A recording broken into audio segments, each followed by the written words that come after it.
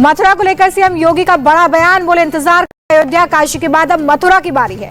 योगी बोले कि काशी, अयोध्या और मथुरा ये तीनों तीर्थ स्थल सनातन एकता के प्रतीक हैं। इन तीनों तीर्थों का यूपी में होगा सौभाग्य।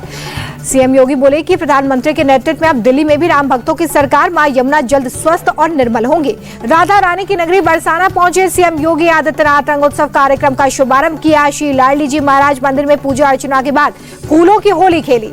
सीएम योगी बोले कि ब्रज की भूमि श्रद्धा और कृष्ण की लीलाओं की भूमि है। बहुत दिन से यहाँ आने के लिए आतुर था। होली के समय यहाँ पर आना सौभाग्य की बात है। दादरा और नगर हवेली के दौरे पर पीएम मोदी नमो अस्पताल के पहले चरण का उद्घाटन किया। लोगों को बेहतर इलाज मिलेगा।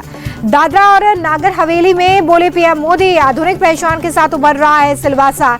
यहाँ पर मिजाज बताता है कि दादरा और नगर हवेली में कितनी तेजी से विकास हो रहा है। प्रधानमंत्री बोले कि दादरा और नगर हवेली, दमन और दीव हमारे लिए केवल एक केंद्र शासित प्रदेश नहीं है, बल्कि हमारा गर्व और हमारी विरासत भी है। इसे एक ऐसा मॉडल स्टेट बना रहे हैं जो विकास के लिए जाना जाए। बाबा बागेश्वर के बिहार दौरे पर राजनीति गरमाई। आरजेडी विधायक मुकेश रोशन बोले कि चुनाव से पहले बीजेपी ने जातीय और धार्मिक उन्माद फैलाने के लिए बुलाया। ऐसे लोगों को तुरंत गिरफ्तार किया जाए। आरजेडी विधायक और पूर्व मंत्री चंद्रशेखर बोले, भगवान पाखंडियों के पक्ष में नहीं। लोकसभा चुनाव में ये बात साबित हो चुकी है। अयोध्या में श्री राम ने बीजेपी को हराकर सजा दी।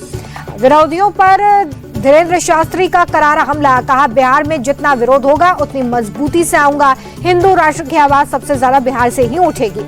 विपक्ष के आरोपों पर बाबा बागेश्वर बोले कि मैं यहाँ पर हिंदुओं को एक करने आया हूँ। हम किसी के प्रचारक नहीं हैं, हिंदुत्व के विचारक हैं।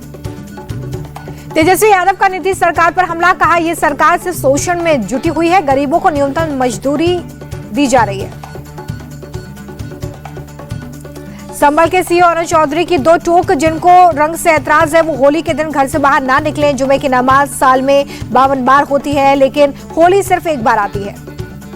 संभल के सीओ अरुण चौधरी पर समाजवादी पार्टी का अटैक, अमीक जामे का ट्वीट, बोले इससे बड़ी चापलूसी कोई नहीं कर सकता। बीजेपी को खुश करने के लिए दिया बयान।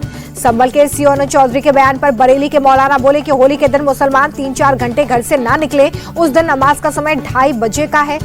हिंदू भाई मुसलमानों पर रंग ना डाले। संभल में मुस्लिम समुदाय पर जमीन पर अवैध कब्जा कर मस्जिद और मकान बनाए जाने का है मामला। प्रशासनिक अधिकारी मामले की कर रहे हैं जांच। आरोपी सही पाए जाने पर होगा action. All India Muslim personal law board ने वक्फ बिल को लेकर केंद्र पर साधा निशाना। उपाध्यक्ष ओबेदुल्ला खान आजमी ने कहा कि मस्जिदों और मदरसों पर बुलडोजर चलाने की नीयत से संसद में लाया जा रहा है बिल। ओबेदुल्ला खान आजमी का आरोप, मुसलमानों को निशाना बना रही है केंद्र सरकार। 13 मार्च को जंतर मंतर पर किया जाएगा प्रदर्शन। लखनऊ के आसिफी मस्जिद में वक्फ बिल के खिलाफ प्रदर्शन हुआ। प्रदर्शनकारियों ने विधेयक को तबाही का बिल बताया। सरकार से बिल वापस लेने की मांग। बीजेपी विधायक रामेश्वर शर्मा ने बिना नाम लिए साधा अबू आजमी पर निशाना, कहा जो औरंगजेब की तारीफ करेगा उसे कब्रिस्तान पहुंचा देंगे। औरंगजेब, अकबर, बाबर सबको बताया लुटेरा। उद्धव ठाकरे के करीबी अनिल परब ने खुद की तुलना संभाजी महाराज से कर दी। बीजेपी विधायकों ने किया प्रदर्शन, निलंबन की मांग की। अखिलेश यादव ने भी फिर साधा योगी सरकार पर निशाना। ट्वीट में लिखा, कोई करोड़ों की कमाई की कहानी सुना रहा है संसार में, और इधर कोई सिक्के ढूंढता रह गया गंदगी के अंबार में। भारत रत्न पंडित गोविंद वल्लभ पंत की पुण्यतिथि आज। लखनऊ में डिप्टी सीएम केशव प्रसाद मौर्य और ब्रजेश पाठक ने दी श्रद्धांजलि। पंडित गोविंद वल्लभ पंत की पुण्यतिथि पर सीएम योगी ने भी श्रद्धांजलि दी। सीएम योगी के साथ कई स्थानीय नेताओं ने नमन किया। गोरखपुर में गोरखनाथ मंदिर में सीएम योगी ने लगाया जनता दरबार। एक एक करके लोगों की समस्याएं सुनी।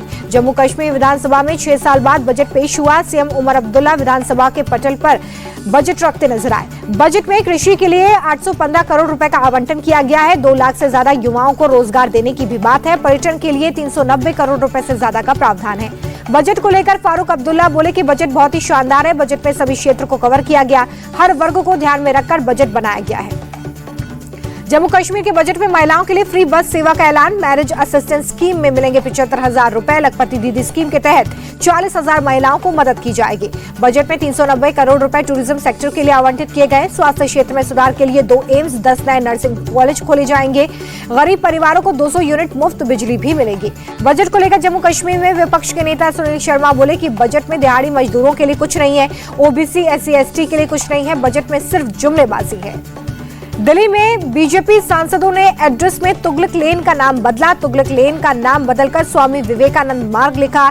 सांसद दिनेश शर्मा ने अपने आवास की नेम प्लेट बदली।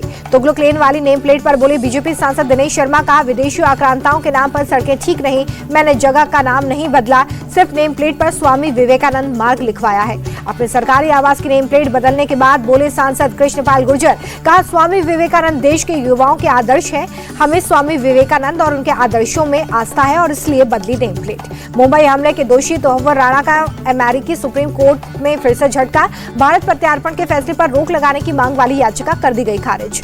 सीआईएसएफ का 56वां स्थापना दिवस आज है। तमिलनाडु के रानीपेट में गृह मंत्री अमित शाह कार्यक्रम में शामिल हुए, परेड का निरीक्षण किया।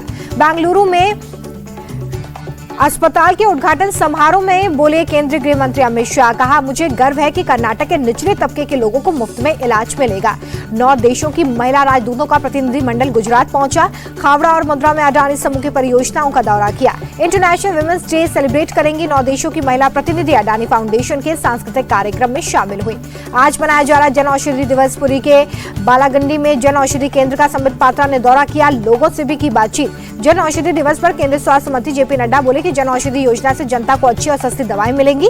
देश भर में 15,000 से ज्यादा औषधि केंद्र। जेपी नड्डा ने कहा कि जन औषधि केंद्र से लाखों परिवारों का आर्थिक बोझ कम हुआ है। 2027 तक 25,000 जन औषधि केंद्र खोलने का टारगेट है।